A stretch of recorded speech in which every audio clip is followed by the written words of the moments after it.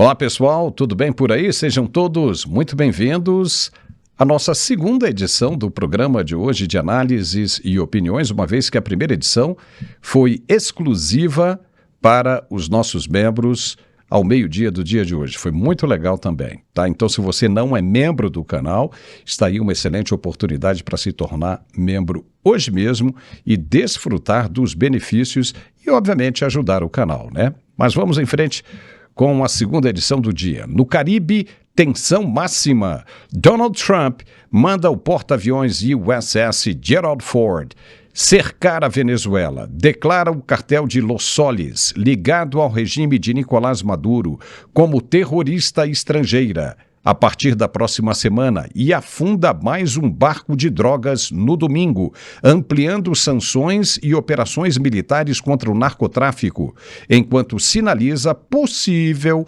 conversa com o ditador, deixando o mundo inteiro de olho em uma virada histórica, como na mensagem viral de Marco Rubio e Edmundo Gonçalves. É hora de preparar a transição. A mudança está chegando. Em Brasília, o crime organizado no centro do palco. Nesta terça-feira, Hugo Mota força a votação do pacote antifacções na Câmara, com penas mais duras e bancos de dados nacionais, apesar de resistências da base e oposição. O relator Derrite busca consenso, mas o líder do PL, Sóstenes Cavalcante, pede mais debate sobre PF e polícias estaduais. No Chile, uma espécie de polarização após eleições recorde com 80% de comparecimento. Janete Jara, da esquerda de Boric, e o ultradireitista José Antônio Cast vão ao segundo turno em 14 de dezembro, com Parisi surpreendendo em terceiro lugar num referendo ao governo que promete batalha entre reformas sociais e linha dura na segurança. E, por fim, na cidade do México, revolta da Gen Z explode. Jovens erguem a bandeira pirata de One Piece contra cartéis e corrupção após o assassinato do prefeito Manso, com confrontos violentos, deixando 130 feridos e novos atos marcados, acusando Cláudia Sheinbaum, de conivência com o crime organizado. A quarta rebelião juvenil global deste ano. Fique ligado que o nosso programa volta logo depois do recado de nosso apoiador. Até já! Olá, tudo bem? Meu nome é Marisa. Eu vim falar um pouquinho da minha mãe. Ela sofria com dores, principalmente na coluna, hérnia de disco, mal dormia à noite com as dores e problemas também nas articulações, né? Com a mobilidade. Eu vi passando do Articulac e hoje, graças a Deus, ela se livrou das dores e os problemas das doenças reumáticas nas articulações. Graças a Deus, só tenho a agradecer a vocês. Olá, meu querido Paulo, que alegria a gente ouvir, né? Sempre o depoimento real. Eu faço questão de colocar aqui o depoimento, Paulo, porque relata o cotidiano daquela pessoa que hoje não sofre mais com dor, vivia com dor, colocou o Articulac na sua vida e hoje não sofre mais com dor. E eu quero que você preste bastante atenção, porque hoje é um dia especial. Nós antecipamos o Black Friday para hoje. O que é geralmente na última semana de novembro, antecipamos para hoje, te dando a oportunidade de você ter um produto que consegue acabar com a dor em uma semana com o menor preço possível. Hoje é o maior desconto. Então você que já conhece o produto, quer pegar essa oportunidade, aproveita porque vai acabar rápido. São só para os 100 primeiros telespectadores, então já vai ligando você que conhece o produto. 0800 591 4391. 0800 591 4391. Vou repetir. 0800 591 4391. Esse é o telefone para você ligar agora, e se eu fosse você, eu já ligava porque vai acabar rápido. Antecipamos a promoção do Black Friday de final de ano, então hoje é o dia que o produto estará com preço mais acessível do ano. Então já vai ligando, e para você que não conhece do Articulark, eu vou explicar para você. É o único produto no Brasil certificado pela Anvisa e Ministério da Saúde que consegue acabar com a dor já na primeira semana de uso. E sabe por quê? Porque ele reúne todas as propriedades medicinais que um ortopedista recomenda para quem sofre com dor. É um produto com uma alta tecnologia de absorção. Hoje nós temos o avanço da medicina e graças a Deus que esse produto ele foi criado, porque conviver com a dor é terrível. Eu sei porque eu já passei por isso, e esse produto, como ele tem todas as propriedades, ele é capaz de tirar sua dor em uma semana. Tem uma alta concentração de condroitina, ele também tem o magnésio, a cúrcuma, a vitamina D, cartilagem C2, e o principal desse produto é que ele é um produto riquíssimo em ácido hialurônico ortopédico. Procedimento hoje que substitui a prótese. Ninguém hoje quer passar por cirurgia. Já pensou você ficar 30, 60, 3 meses aí de pós-operatório? Não dá. Não dá. Quem tem dor tem pressa. Quem tem dor não quer esperar. A gente precisa trabalhar, fazer o motor girar, e não dá para aceitar conviver com algo que trava o nosso motor, que é o nosso corpo. Então você que sofre com fibromialgia, você que tem artrite, artrose, aquele desgaste, osso batendo com osso, presta sua atenção no que eu vou te falar. É a oportunidade que você tem hoje. Desconto do Black Friday para os 100 primeiros telespectadores que ligarem a partir de agora. É preço baixo que você quer? Hoje é o dia. Então você vai ligar 0800 591 4391. 0800 591 4391. E como todo Black Friday, também tem presente especial para você. Hoje, em dose dupla, você ligando agora vai ganhar presente nossos 2 lançamentos. O primeiro é o Vitaform, conhecido como Monjaro Natural, para você perder peso da forma certa. Perder peso de forma rápida e da forma certa. Ele é à base de laranja moro, que é uma laranja que só tem na Itália, e essa laranja, ela faz você perder muito, mas muito peso. Dá uma pesquisadinha no seu celular, laranja moro, fora os outros nutrientes da composição. Então você ligando, ganha o Monjaro Natural e também o nosso Arc Hair, que é um tratamento capilar para você que tem queda de cabelo, para você que tem alopécia, enfraquecimento dos fios, calvície, serve para homem ou para mulher. Você ligando agora, ganha os 2 tratamentos, o Monjaro Natural e o Arc Hair, o tratamento capilar, somente ligando agora. Ah, e o melhor, pagamento só para o final de dezembro, então aproveita a oportunidade e ligue agora. Os 100 primeiros ainda vão receber o desconto do Black Friday antecipado. 0800 591 4391. 0800 591 4391, Paulo. Legal, já vamos em frente. Hoje, 17 de novembro de 2025, o presidente dos Estados Unidos, Donald Trump, aumentou a pressão contra o governo da Venezuela de Nicolás Maduro. O governo americano anunciou que vai declarar o cartel de Los Soles um grupo acusado de tráfico de drogas e que estaria ligado ao governo venezuelano, como uma organização terrorista. Isso começa a valer daqui a uma semana e vai permitir congelar mais dinheiro deles e fazer sanções ainda mais duras. Ao mesmo tempo, os Estados Unidos mandaram um porta-aviões gigante, o USS Gerald Ford, e vários navios de guerra para o Mar do Caribe, bem perto da Venezuela, muito perto mesmo.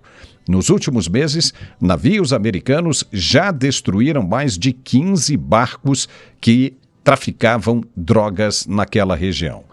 Neste domingo, mais um barco foi destruído e várias pessoas perderam suas vidas.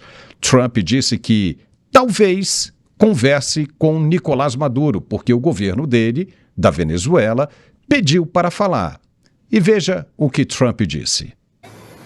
It allows us to do that, but we haven't said we're going to do that. and we may be having some discussions with Maduro, and we'll see how that turns out. They would like to talk. É a mesma coisa. Trump falou a mesma coisa com o presidente brasileiro, né, Luiz Inácio Lula da Silva. Ele quer conversar? Beleza, vamos conversar. Mas, ao mesmo tempo em que disse isso, Trump está deixando claro que está pronto para agir forte se achar necessário. Tudo isso acontece porque os Estados Unidos não reconhecem Nicolás Maduro como presidente legítimo e querem acabar com o tráfico de drogas que passa pela Venezuela. Ainda não teve invasão nem guerra declarada, mas a situação está muito tensa. Donald Trump disse que não gosta de guerra, mas se tiver que entrar em uma, ela terá de ser rápida, porém muito violenta. Os Estados Unidos estão mostrando força militar e apertando o cerco econômico contra o governo de Nicolás Maduro. Pode rolar uma conversa assim, ou pode piorar tudo. Ninguém sabe ainda o que vem pela frente, mas o mundo inteiro já está de olho. E a cena política venezuelana entrou em uma nova fase de tensão nesse domingo, 16 de novembro, após Marco Rubio e Edmundo González Urrutia, que foi o presidente eleito de fato na Venezuela, lançarem uma mensagem direta ao país. Neste domingo, foi essa mensagem. Ele disse o seguinte: aí, nessa mensagem, eles classificam como terrorista a organização de tráfico de drogas na Venezuela. E o recado que Marco Rubio e Edmundo González passam é a seguinte: é hora de se preparar para a transição. A mudança está chegando. Ou seja, o regime chavista já chama de propaganda Yankee. Mas o recado viralizou e bem rápido. A Venezuela pode estar a dias, ou quem sabe a horas, de uma virada histórica. Muito bem, agora nós vamos conversar com o nosso analista de geopolítica, conhece bastante, especialista, coronel do Exército Gerson Gomes. Seja muito bem-vindo, Gerson. Já estávamos com saudade, porque de sexta-feira para cá muita coisa aconteceu, né? E agora Donald Trump diz que se o Maduro quiser conversar, beleza, pode até conversar. Mas o que pode sair de uma conversa como essa, hein, Gerson? Seja muito bem-vindo. Rapaz, quanta coisa aconteceu desde sexta-feira. Realmente, nós estamos no ti-ti-ti, lê, Bieber Chile. Eu sei que vários amigos me mandaram vídeos lá do Chile. Há uma alegria muito grande no país. Nós vamos falar sobre isso daqui a pouquinho. Também foi um final de semana de muita tristeza para a diplomacia do Brasil. Eu creio que desde que o presidente Lula foi chamado de anão diplomático pelo governo de Israel, que nós não víamos uma situação tão constrangedora como o final dessa COP, com líderes europeus se manifestando ostensivamente, inclusive na Alemanha, sobre a experiência negativa que foi estar em Belém. É uma situação muito delicada para a própria pretensão do presidente Lula de assumir algum papel de protagonismo ou de reeditar aquela fase em que o Brasil esteve vivendo ali nos primeiros governos do PT, enamorado pela liderança da esquerda mundial, mas agora o desgaste é muito grande. Mas vamos para o Caribe, que foi a sua provocação. Houve mais um degrau acontecendo neste final de semana, um degrau importante aqui para os Estados Unidos. Por quê? Porque essa última catalogação que o presidente Trump fez e enviou ao Congresso, na verdade, lhe dá liberdade de ação de fazer uma operação em território venezuelano similar às que foram feitas, por exemplo, para a captura de terroristas ou até mesmo para a eliminação de líderes terroristas. Há muitas comparações com o que aconteceu tanto no Iraque quanto na Líbia, até mesmo no próprio Irã, de onde operações, e até recentemente no primeiro governo do próprio presidente Trump, quando ele fez uma ação militar eliminando uma liderança importante da Guarda Revolucionária Iraniana em pleno território do Iraque. E agora, mais recentemente, obviamente, aquele ataque que foi feito nas instalações nucleares no Irã.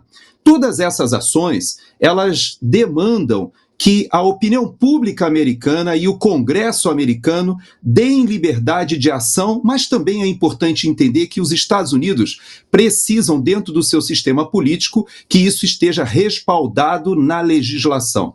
E esse último passo, reconhecendo que Nicolás Maduro é, de fato, um líder terrorista que é equivalente ao que foi Osama Bin Laden ou que foram os grandes líderes terroristas do Oriente Médio, coloca realmente Nicolás Maduro e toda a cúpula do governo venezuelano numa situação muito delicada. Você fez uma provocação cômica quando disse que há uma disposição de conversar, como aconteceu com Lula, e é muito provável que a reação do governo Maduro também seja muito parecida com a reação do governo brasileiro, que estabelece um diálogo, mas sabe que Marco Rubio é o grande divisor de águas hoje nas relações internacionais dos Estados Unidos. Lembro de Lula dizendo o seguinte: não é possível negociar se você escala alguém que não gosta do Brasil, se referindo a Marco Rubio e revoltado, porque, na verdade, aquela química não se transformou em nada prático para o Brasil. Também neste final de semana nós vimos as notícias que o mainstream jornalístico celebrava que foram retiradas tarifas que na verdade prejudicaram o Brasil. Essa química que teria rolado entre Lula e Trump, na verdade, não se converteu em nada vantajoso para o país. Pelo contrário, aqui nos Estados Unidos, alguns produtos são importantes, como o próprio café, como as próprias carnes, algumas frutas, e todos os países que foram beneficiados com a queda dessas tarifas, na verdade, se transformaram em grandes competidores com muitas vantagens em relação ao Brasil. Aqui nos Estados Unidos, Paulo, você conhece muito bem, o café colombiano, ele tem uma presença muito grande. Na Europa, o Café de Colômbia tem um marketing gigantesco. E sabe que muitos importadores, Paulo, eles importam café do Brasil, mas vendem dentro da marca de Café de Colômbia na Europa, porque o marketing deles é muito forte. O Equador também tem uma exportação de café muito grande. Então, na verdade, vários países se beneficiaram e o Brasil continua atrás. Então, quando você estabelece esse paralelismo, não tem como a gente considerar que os negociadores com Maduro podem até pensar que o presidente Trump deu ali uma sinalização de ter ouvido o Imagine do John Lennon, que o Maduro cantou aí no final de semana, né? E evocando a paz mundial e cantando ali junto com a multidão. Mas eu digo para você que o Marco Rubio não se encantou e não se deixou levar. E tem mais uma coisinha, né? Muita gente a imprensa esquerdista anda dizendo que Donald Trump pode considerar um acordo proposto pelo Catar, né, de que Nicolás Maduro saia e seja exilado lá pelo Oriente Médio. Só que, pensando bem, né, hoje de manhã no programa dos membros nós analisamos isso muito bem e realmente fica um pouco distante essa possibilidade, porque Nicolás Maduro, se durante todo esse tempo foi o chefe mesmo do narcoterrorismo na América do Sul, ele vai poder operar da onde estiver e não vai resolver absolutamente nada. Enfim, você vai colocar o Edmundo Gonzalez, a Maria Corina Machado, né, os dois no comando do governo da Venezuela, mas Nicolás Maduro vai continuar no comando do narcotráfico. Ele, o Diosdado Cavallo, que é Cabello, que é o chefe do exército dele lá também, é o chefe do narcotráfico e o escambau. Se você não prende esses caras, eles vão continuar atuando exatamente da onde eles estiverem. Então, a proposta que o Trump quer ouvir, de repente, é o seguinte: olha, o que você tem a oferecer? Você abre a boca para todo mundo, a gente bota você em Miami preso e você não vai para Guantánamo, por exemplo. Ou então você não vai para El Salvador, né? Não vai lá para as prisões do Bukele. E aí você fica por aqui, ao invés de você pegar prisão perpétua, você pega aí 30, 20 anos, alguma coisa nesse sentido. Porque não há outra forma de o Nicolás Maduro sair ileso dessa história. Não há, e ele sabe disso. Por isso que ele veio cantando esse negócio aí do Imagine, do John Lennon, no fim de semana, e pedindo peace, peace, peace. Vai ficar difícil, né? Vai ficar difícil. Mas Donald Trump, como é sempre um negociador, né, mestre, né, conversa com todo mundo. Conversa com Kim Jong-un, conversa com Xi Jinping, conversa com Lula, conversa até com Maduro. Mas vamos ver como é que vai ficar isso, né? Que tipo de negociação pode ser essa, né, Gerson? Na verdade, Paulo, eu tive acesso a alguns documentos que estão longe de ser os documentos oficiais de análise de operações psicológicas que são feitos pelo Exército Americano, pelo o Departamento de Guerra. Esses documentos traçam um perfil psicológico de toda a cúpula do governo Maduro. E quando você vê como eles fazem análise de cada um deles, dizendo que Maduro, por exemplo, ele é um ser muito peculiar, mas que não é propenso ao suicídio. Ou seja, ele é diferente até de dois nomes que você citou, o Diosdado Cabello e o Padrino, que são militares e que têm posturas diferentes. O Padrino é aquele militar padrão. Já o Diosdado Cabello já é um psicopata, é diferente. Mas o Maduro está mais para um narcisista. E nessas análises psicológicas foram percebidas pela inteligência dos Estados Unidos e principalmente pelos operadores psicológicos que chegou o momento de causar uma fissura. Por quê? Porque esse tipo de sinalização para o Maduro encontra grande resistência exatamente em Diosdado Cabello que você citou. Esse está disposto a lutar e até a morrer, mas Maduro não. Maduro é outro tipo de gente.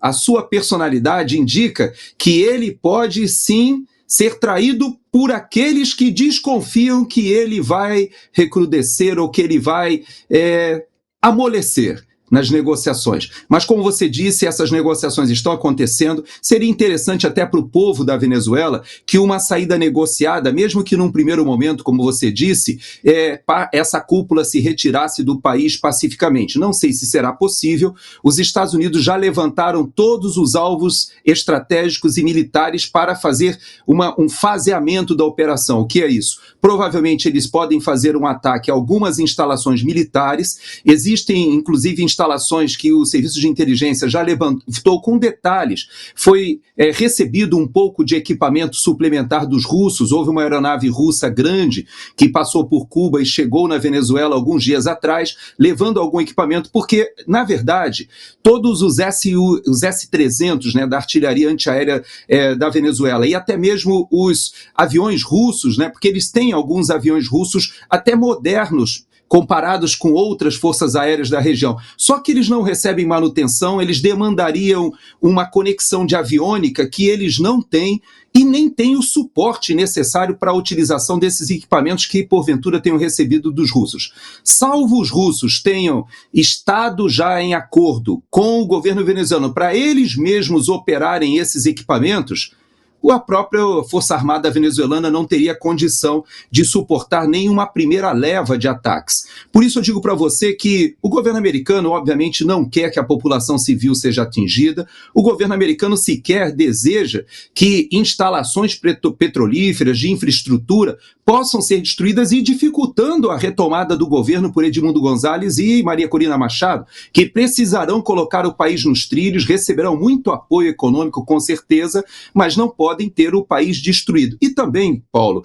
é importante dizer que há uma grande parcela dos que realmente esposavam a Revolução Bolivariana de Chávez, que estão muito insatisfeitos com a situação. A diáspora venezuelana, hoje mais de 8 milhões de venezuelanos que gostariam de retornar ao país, voltar a investir, há uma pressão das famílias muito grande dizendo, basta, chega, nós precisamos virar essa página, e eu creio que o governo Trump percebe isso, principalmente o Marco Rubio, que conhece exatamente o que está se passando ali. E você, Paulo, diga-se de passagem, morou e trabalhou numa das regiões da maior concentração aqui em Miami de venezuelanos ricos. Você sabe o que é Doral, você sabe como esses venezuelanos têm um poder muito grande, inclusive aqui no parlamento dos Estados Unidos, eles têm uma representação muito grande. E olha, eu vou te dizer, o apoio é bipartidário, republicanos e democratas hoje já dizem para Trump, basta, Maduro tem que sair.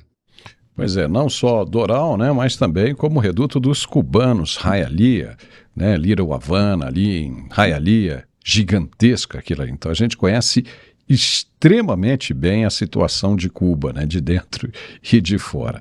Mas olha, vamos dar um tempinho só no internacional, vamos dar uma olhada para dentro do país, depois a gente volta para falar do internacional, porque nesta terça-feira, dia 18 de novembro, o projeto que trata das organizações criminosas volta ao protagonismo na Câmara dos Deputados. O plenário tem sessão de votações e o único item da pauta é o projeto de lei do governo federal que propõe mudanças em leis como o Código Penal para combater as organizações criminosas. O relator da proposta, deputado Guilherme Derrite, tenta um texto de consenso, mas não consegue agradar nem base nem oposição. Um dos pontos de maior discussão é o papel da Polícia Federal e das polícias estaduais no combate às facções. Pela rede social X, no fim da manhã desta segunda-feira, o presidente da Câmara confirmou que vai colocar o projeto em votação nesta terça-feira. Hugo Mota afirmou o seguinte, abre aspas, segurança pública exige firmeza, mas também garantias e eficiência institucional. Por isso, inseri na pauta de amanhã e a Câmara dos Deputados vai votar o Marco Legal de Combate ao Crime Organizado. É a resposta mais dura da história do parlamento no enfrentamento do crime organizado. O projeto aumenta as penas para integrantes de facções e dificulta o retorno às ruas. Também cria e integra os bancos nacional e estaduais de dados sobre as organizações criminosas. Vamos em frente, com responsabilidade e a urgência que o tema requer. Fecha aspas. O líder do PL, deputado Sóstenes Cavalcante, defende que seria melhor dar mais tempo para discutir as questões da segurança pública antes de votar o projeto antifacção. Veja o que ele disse. Na minha avaliação, ainda é prematuro. Eu acho que é um assunto que muito, para mim, é o principal assunto do país neste momento e a gente deveria discutir isso aí, pelo menos por 1 ou 2 semanas, até a gente conseguir o melhor texto, porque a sociedade brasileira merece o melhor do seu parlamento. O que o crime precisa entender é que o Congresso Nacional se cansou, assim como a sociedade brasileira. E nós, Câmara e Senado, vamos endurecer as penas e a legislação para que os criminosos retrocedam e parem de aterrorizar a vida dos brasileiros como tem feito. Gerson Gomes, você concorda com o deputado aí Sóstenes Cavalcante ou você concorda com o Hugo Mota? Não, eu tendo a concordar com Sóstenes e eu vou explicar por que não é nem um tema partidário ou ideológico, não. É uma questão de você reconhecer que o Brasil, na verdade, já tem leis suficientes até mesmo para combater o narcoterrorismo se essas leis e esses instrumentos fossem aplicados. Na verdade, o que o Sóstenes está dizendo é que você votar mais uma lei assodadamente, apenas para demonstrar que o governo federal está dando uma resposta a essa situação, que agora volta a ficar no mainstream jornalístico de uma forma mais evidente por causa do que ocorreu no Rio de Janeiro, naquela operação no Alemão. Na verdade, esse é um assunto crônico e que a raiz do problema é a impunidade. E nós temos várias leis que permitem essa impunidade e que não estão tratadas nessa questão e que agora o Derrite começa a colocar mudanças muito importantes. Por exemplo, questões das visitas íntimas, questões das saidinhas, questões das audiências de custódia. Tem vários desses itens que, na verdade, eles acabam beneficiando a reincidência, ou seja, aqueles que já praticaram crime são muitas vezes liberados 10, 20 vezes nas audiências de custódia, apesar de já terem sido presos por diversas vezes.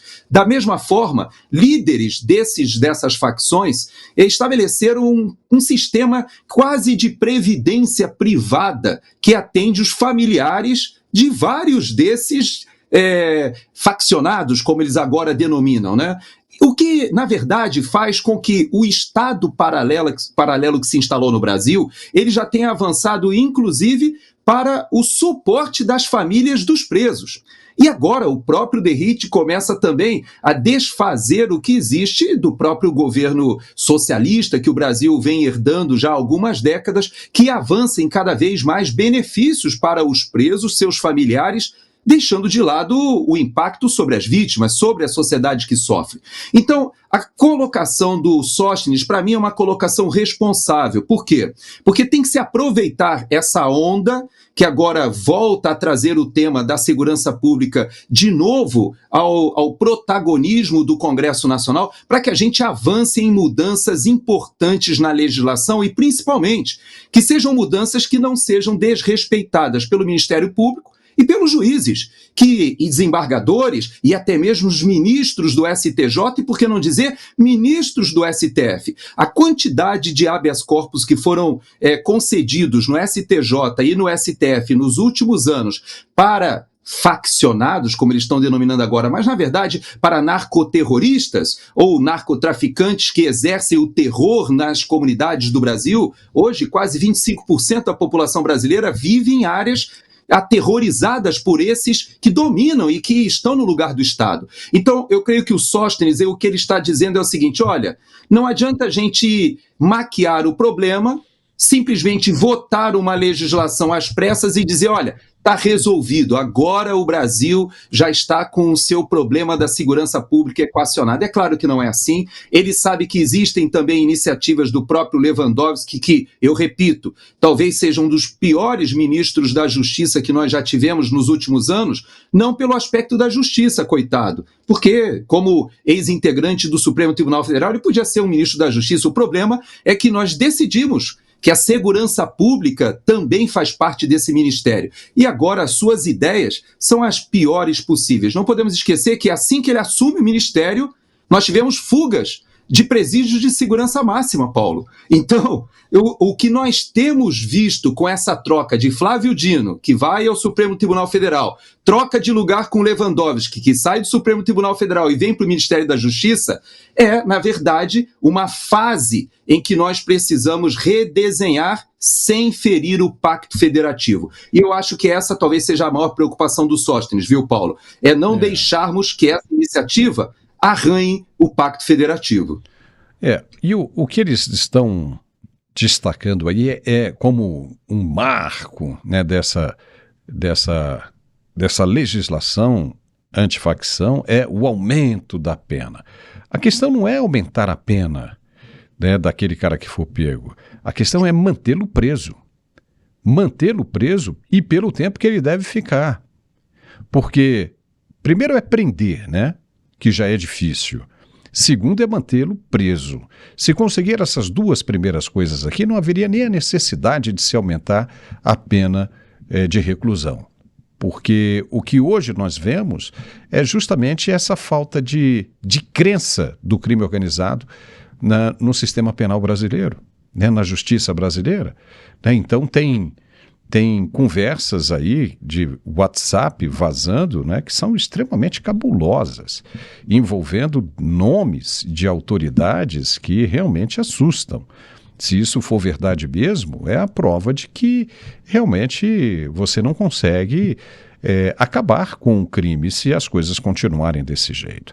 Então, o que está havendo de fora, e daqui a pouco nós vamos falar, né, o que está sendo colocado por Donald Trump, né, instigando esse sentimento que começa a nascer nos povos por todos os lados, é que vai resultar numa mudança, né, numa conscientização da realidade e mudança que nós precisamos em todos, vamos dizer assim, todos os cenários que envolvem essa insegurança por causa do crime.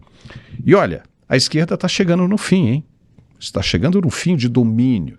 Está nascendo uma nova era. O Chile realizou neste domingo, 16 de novembro, eleições presidenciais com voto obrigatório pela primeira vez na história democrática do país, o que resultou em uma participação recorde acima de 80%, a mais alta já registrada, segundo o Serviço Eleitoral do país, gerando filas enormes em todo o território nacional e em consulados no exterior. Com praticamente todos os votos apurados, 99,6% das urnas, totalizando cerca de 12,7 milhões de eleitores habilitados e aproximadamente 5,2 milhões de votos válidos, nenhum candidato alcançou os 50% necessários para a vitória no primeiro turno, pavimentando o caminho para uma segunda rodada no dia 14 de dezembro entre os dois mais votados, que são eles: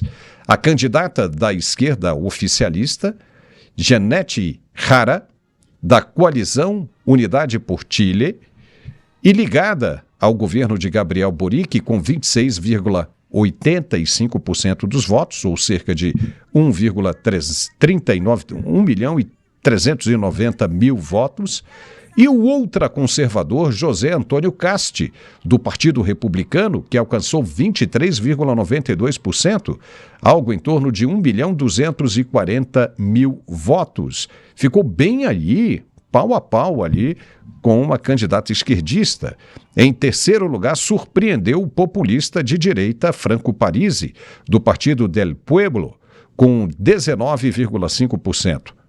Um desempenho acima das expectativas, especialmente no norte do Chile e entre os eleitores indecisos, seguido pelo libertário Johannes Kaiser, do Partido Nacional Libertário, que alcançou quase 14% dos votos, e pela centro-direita Evelyn Matei, da coalizão Chile Vamos, com 13,47%, também números altos.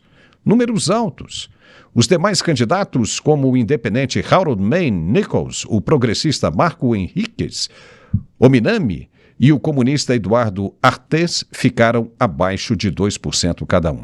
No exterior, onde votaram cerca de 50 mil chilenos em mais de 100 países, Jara dominou, com mais de 50% dos votos na Europa, Ásia e Oceania, onde a esquerda tradicionalmente pulsa com mais força, e isso consolidando o apoio entre a diáspora progressista.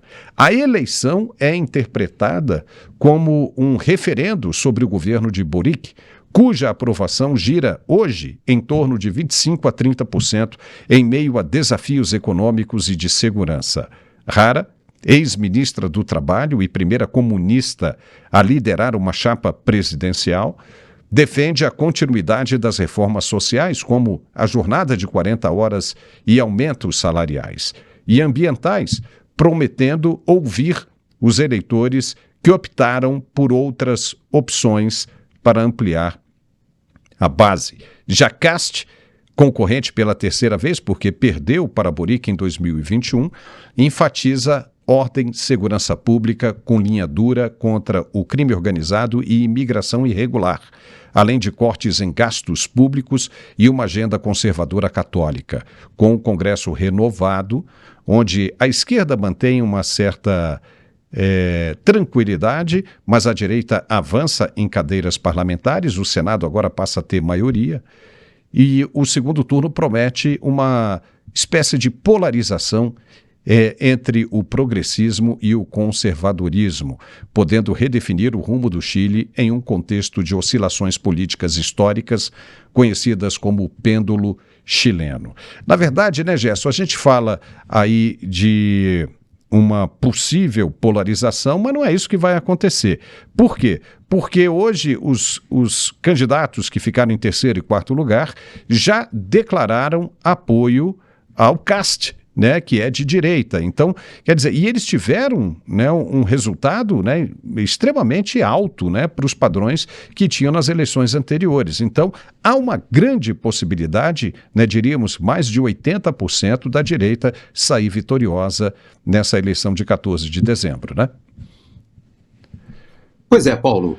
Eu já considero como favas contadas a eleição no Chile. Eu te digo que esse mais de 80% que você está se referindo é só uma questão de aritmética e até de responsabilidade jornalística, porque você não pode projetar o futuro com tanta convicção. Mas eu digo para você que não somente os resultados dos terceiros, do terceiro e quarto colocados, né, que são lideranças ou algumas libertárias de centro-direita, mas não somente essa manifestação imediata ao resultado, dizendo que darão apoio no segundo turno ao Cast, mas eu vou além. O resultado, para mim, mais expressivo foi justamente no Congresso. Essa foi a maior derrota da esquerda no Chile desde Pinochet, desde o período da redemocratização. É importante a gente entender que mesmo nas alternâncias, que já aconteceram várias alternâncias, o Chile tem algumas características interessantes. Primeiro, não há reeleição. E isso faz com que mesmo líderes de esquerda famosos, como Bachelet, que contava, quando não conseguiu eleger o seu sucessor, com um apoio de quase 83% da população chilena, ou seja, era alguém que era amada pela população chilena, mas não conseguiu fazer o seu sucessor. Por quê? Porque normalmente os governos de esquerda no Chile, eles são amados, só que em 4 anos eles conseguem destruir a economia e fazem com que o chileno, que talvez seja o povo mais educado da América do Sul do ponto de vista político, já estão bem mais avançados no que seria esse discernimento entre direita e esquerda. Eles normalmente fazem essa alternância, corrigem os rumos, elegem de novo alguém de esquerda, volta para a direita, eles já fazem isso há algum tempo. Mas existe uma diferença agora, Paulo. Veja que a terceira lei de Newton, eu gosto muito dessa terceira lei que fala da ação e reação, ela nos mostra que o Boric, na verdade, errou a mão. A própria população do Chile se equivocou quando deu oportunidade a esse líder estudantil, que lembra um pouco ali o Boulos no Brasil.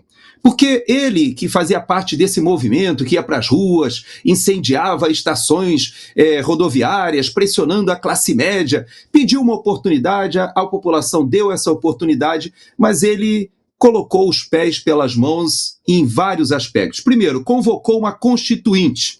Quando ele convoca essa constituinte, não havia esse voto obrigatório, o pessoal não dava nem bola, ele conseguiu aprovar que haveria uma constituinte. Aí a população acordou, percebeu, peraí, esse cara é louco?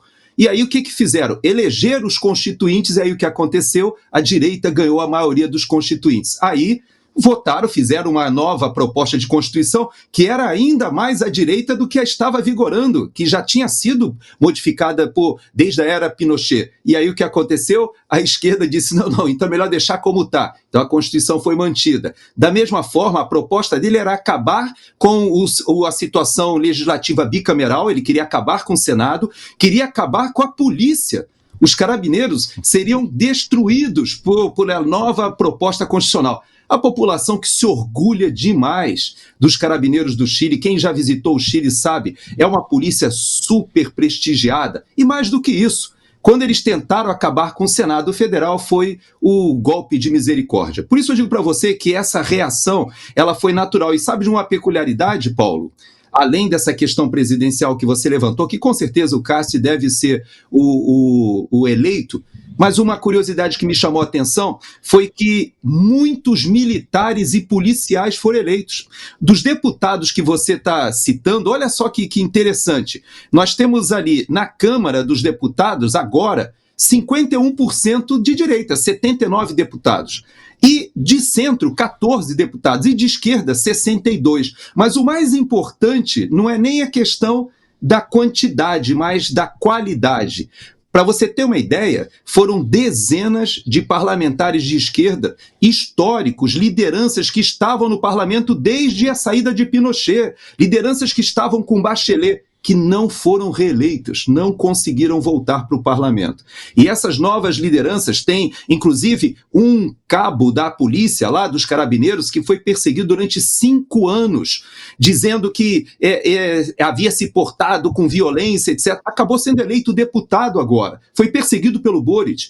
E, na verdade, o que a gente está vendo, inclusive um general da era Pinochet, alguém que é reconhecido pela população ainda como da linha dura da antiga, né, como a gente diz, foi eleito senador. Há vários militares e policiais que foram eleitos nesse pleito, o que faz com que os chilenos digam que foi uma espécie de reedição do que aconteceu no Brasil durante o governo Bolsonaro também, que nós temos vários exemplos, temos generais, temos coronéis, temos inclusive policiais militares de diversos estados, delegados da Polícia Federal, delegados de Polícia Civil, que estão no Congresso, no Parlamento Brasileiro, o que mostra, como você bem disse, que esse tema da segurança pública, da defesa, é algo muito sensível para a população, que resolve fazer uma guinada à direita. E essa guinada, eu acho muito interessante, né, Paulo, que ela acontece com Javier Milei ali, e você sabe daquela rivalidade entre Chile e Argentina, ali lá no canal de Beagle, você sabe que Chile e Argentina ali, eles são divididos pela cordilheira ali, mas você sabe que há uma rusga. Mas quando eles perceberam que a Argentina está decolando e que a Argentina está contando com o apoio dos Estados Unidos e que está se transformando numa virada, numa liderança geopolítica, os chilenos falaram assim, nós não podemos deixar de surfar essa onda também não. E não querem ficar para trás. E olha, só para você ver, os caras estiveram na esquerda, provaram e viram que não é o que eles queriam, o que imaginavam, né? O Senado no Chile agora tem 27 senadores contra 22 da esquerda, direita com 27 senadores e esquerda com 22. E aí, como você falou aí, né, da Argentina, né, explodindo, nós temos um vídeo que foi gravado entre o Javier Milei, né, o Eduardo Bolsonaro. Vamos rodar o vídeo e aí eu queria que você comentasse esse vídeo rapidinho, é coisa de 5 segundos. Roda aí. No te preocupes. Todo va a estar bien. Muy bien. O que você achou disso aí, né? Todo vai estar bem, não? Todo vai estar bem, não é certo? Mas eu digo para você que esse seria um sonho inclusive para o próprio povo brasileiro, para o povo do Cone Sul, né, da América. Porque veja que se nós tivéssemos realmente um alinhamento geopolítico entre Chile, Argentina e Brasil, e essa imagem que você mostra do Eduardo Bolsonaro com Cast e com Javier Milei, demonstra que essas novas lideranças que surgem nestes países que foram dominados por décadas de proposta socialista, social-democrata, não podemos esquecer que o Brasil, desde o processo de redemocratização, ele vem se alternando em propostas de governos social-democratas ou socialistas sindicais entre PSDB e o PT, teve uma pequena oportunidade muito reduzida ali durante o governo Bolsonaro. Eu digo pequena porque não somente porque Paulo Guedes teve dificuldade de lidar com a questão da pandemia, teve uma seca, teve a guerra da Ucrânia iniciando, uma série de problemas simultâneos, mas assim mesmo o brasileiro pôde perceber o contraponto, a diferença, a proposta completamente diferente quando o governo Bolsonaro ele lega a seu sucessor um superávit fiscal, por exemplo, e agora o Boric no Chile ele está entregando as contas arrasadas, o que não é uma tradição no Chile. O Chile, normalmente, por uma questão até de tradição, o que está deixando o governo deixa suas contas com alguma coisa em caixa, e o Boric deixou tudo destruído. Aliás, é o que acontecerá com o Brasil agora em 2027. Nós já sabemos que esse governo vai deixar completamente destruídas as contas públicas para o seu sucessor. Você sabe que na semana passada eu disse para você que eu não acredito numa vitória de Lula e sequer acredito que Lula pudesse vir a concorrer, tamanha a deterioração do que vai acontecer ainda com o governo Lula, não só por causa dessas CPMIs, a própria corrupção que novamente aflora, a violência, a questão da segurança pública, mas também pelo desgaste internacional e porque nós sabemos, né, Paulo? Caindo Maduro, cai Petro, cai Díaz-Canel, vai cair também, provavelmente, a dinastia da Nicarágua, né, que o Daniel Ortega e a esposa estão lá há tanto tempo, 20 anos já, e vai reverberar no Brasil, com certeza, Paulo. Então eu digo para você, já pensou o sonho que seria Eduardo Bolsonaro, Javier Milei e Cast, os 3 líderes das maiores economias da América do Sul, estando alinhados em uma proposta liberal, uma proposta conservadora? Seria um sonho, né, para todas essas 3 sociedades, e provavelmente o Brasil poderia estar surfando essa onda que esses países agora vão surfar. A região ficaria muito mais forte do que o continente europeu inteiro. Seria uma coisa extraordinária e ainda com apoio total dos Estados Unidos, injetando dinheiro pesado, como estão fazendo com a Argentina. Né? A Venezuela também vai voltar a ser uma potência extraordinária na saída de Nicolás Maduro, né? Porque o Edmundo Gonzalez e a Maria Corina Machado conseguem fazer um trabalho excepcional. E ela não estava nem na chapa dele, hein? Mas ela é uma pessoa muito top, né, cara? Ela vai compor o governo. Na verdade, é ela quem vai passar as diretrizes todas lá.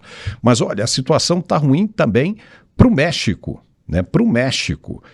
Está pegando fogo, né, a situação por lá. Milhares de jovens da geração Z, quase todos com menos de 28 anos, tomaram as ruas de mais de 50 cidades para protestar contra a corrupção. Ninguém aguenta mais a corrupção nesses governos de esquerda, a impunidade e o poder dos cartéis de drogas. Isso acontece em tudo quanto é lugar. Cartéis para lá, na região do Brasil, crime organizado, facções criminosas. Mas lá no México, tudo começou depois que o prefeito Carlos Manso foi assassinado em público no Dia dos Mortos, em Uruapán, por denunciar os criminosos. Justamente por causa disso. E ninguém foi preso até hoje. E isso revoltou o país. Os jovens se organizam pelo TikTok, pelo Discord, que são redes sociais, e escolheram a bandeira pirata do anime One Piece, a caveira com chapéu de palha, como símbolo de rebeldia contra governos corruptos. Eles querem auditoria no dinheiro público, tirar o exército das ruas, mais empregos para a juventude e até um jeito de tirar a presidente Claudia Sheinbaum do cargo antes do fim do mandato.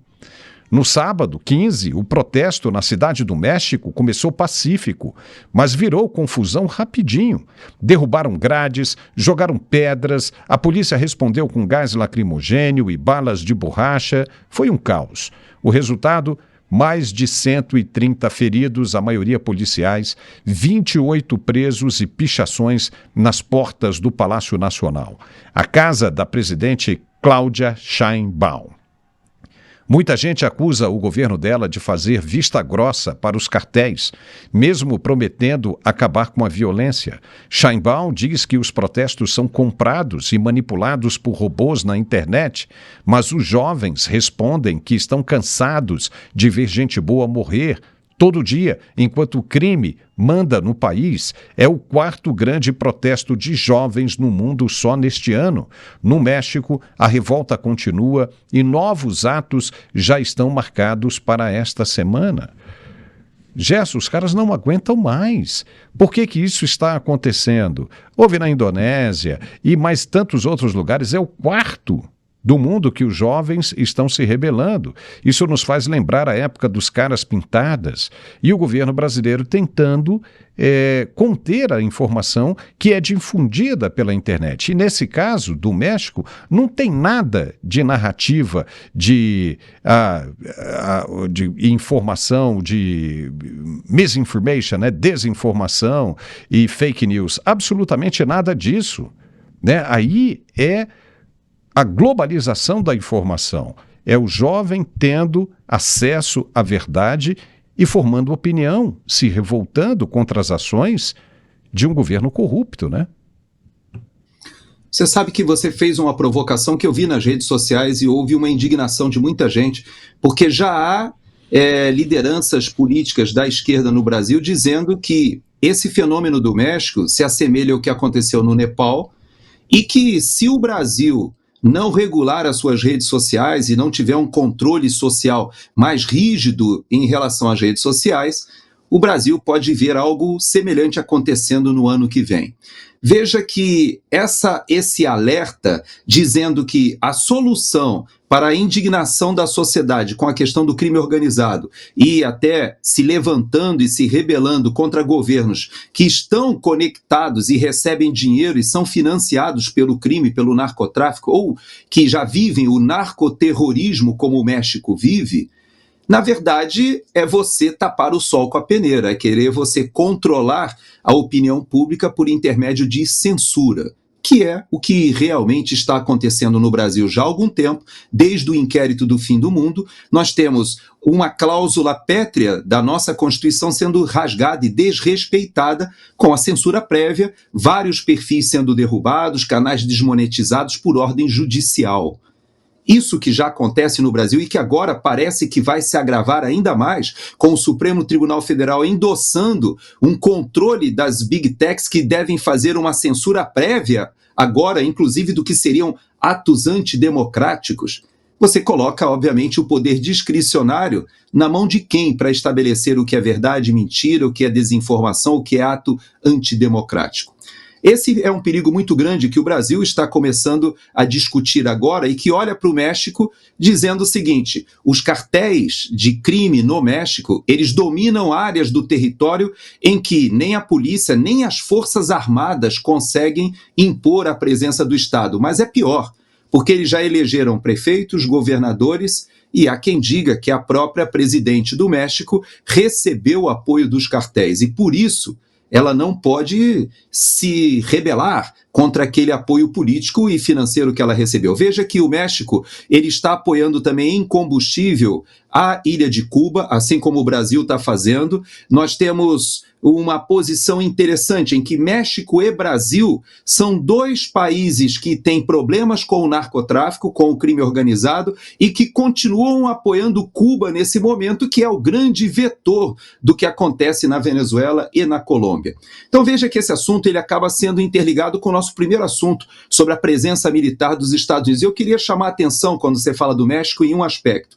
A gente fala muito dos barcos ali, da proximidade, inclusive, de Trinidad e Tobago, por exemplo, que hoje tem uma operação militar dos fuzileiros navais americanos já sendo realizada em Trinidad e Tobago, que fica do lado ali da costa venezuelana. Já existe uma operação conjunta sendo feita na Guiana. E agora, como é que o Maduro vai querer ocupar Essequibo, já que ele disse que tem até um governador em Essequibo? Tudo isso a gente vendo acontecendo no Caribe e parece que nos faz esquecer que há uma grande quantidade de barcos submarinos e ações que aconteceram no Pacífico. E lá no Pacífico, de onde vinham todos esses barcos que estavam indo da Colômbia e do Equador? É importante dizer que Guayaquil hoje também é um porto importante. Nesse final de semana, inclusive, o que seria o Fernandinho Beiramar do Equador foi preso este final de semana também por coincidência, junto com as eleições no Chile.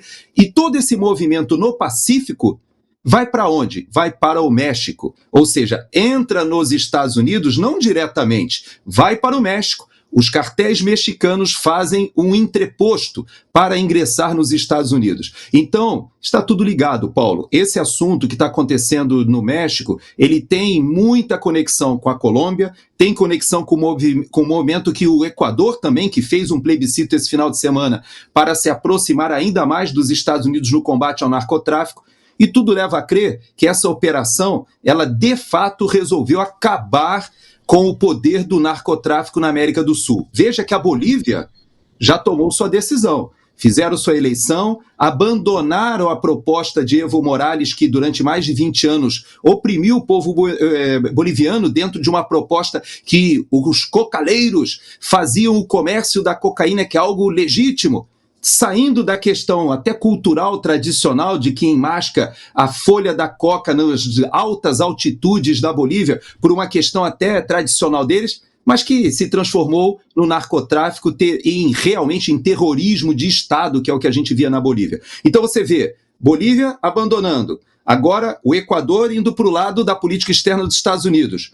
Colômbia e Venezuela vão na mesma direção, por bem ou pela força, né, Paulo? Vai ficar a América Latina inteira agora, né, fora do alcance da esquerda. É só uma questão de tempo, Gerson. É só uma questão de tempo.